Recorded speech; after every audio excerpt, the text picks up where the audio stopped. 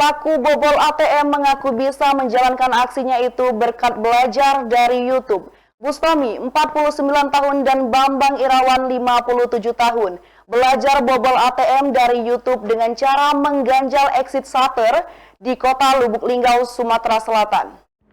Warga Kota Sawalunto, Sumbar, dan Kecamatan Curup Tengah Kabupaten Rejang Lebo, Bengkulu ini ditangkap ketika tengah beraksi mengganjal dan merusak exit shutter atau tempat keluar uang Senin 19 September 2022 sore kemarin.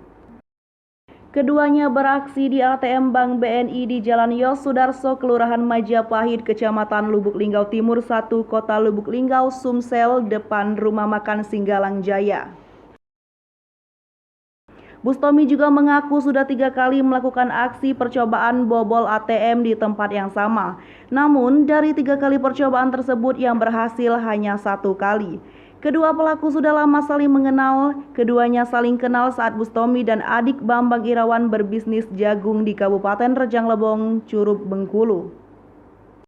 Kapolres Lubuk Linggau AKBP Harisandi didampingi Wakapolres Kompol MP Nasution dan Kasat Reskrim AKP Robi Sugara menyampaikan awalnya tim Macan Polres Lubuk Linggau mendapatkan laporan masyarakat mengganjal mesin ATM. Setelah mesin ATM diganjal, keduanya pura-pura ikut membantu. Setelah dibantu tetap tidak bisa. Kemudian setelah korban pergi, pelaku kembali ke mesin ATM, mencongkel ATM korban dan menarik uang dari rekening korban. Dari kedua pelaku, polisi mengamankan 14 kartu ATM dari berbagai jenis bank. Menurut pengakuan dari kedua tersangka, 14 kartu ATM itu merupakan peroleh dari para tukang copet di Curup, Bengkulu, dan Kota Padang. Bahwa benar kemarin Sareskrim Polres Lubuk Linggau khususnya tim Macan melakukan mengungkap kasus dalam perkara kasus ganjal ATM. Kasus tersebut terjadi di TKP. Kemudian dari hasil perkembangan, tersangka berhasil diamankan sebanyak 2 orang, berinisial B dan BI. Kemudian disampaikan, dihimbau kepada warga, mungkin ada warga yang menjadi korban ataupun pernah mengalami permasalahan ini, agar segera melaporkan ke Satreskrim Polres Lubuk Linggau, biar dikoordinasikan dan biar dicocokkan dengan apakah benar TSK ini juga melakukan perkara yang beberapa perkara ataupun LP yang lain ada sangkut pautnya dengan masalah ATM ini.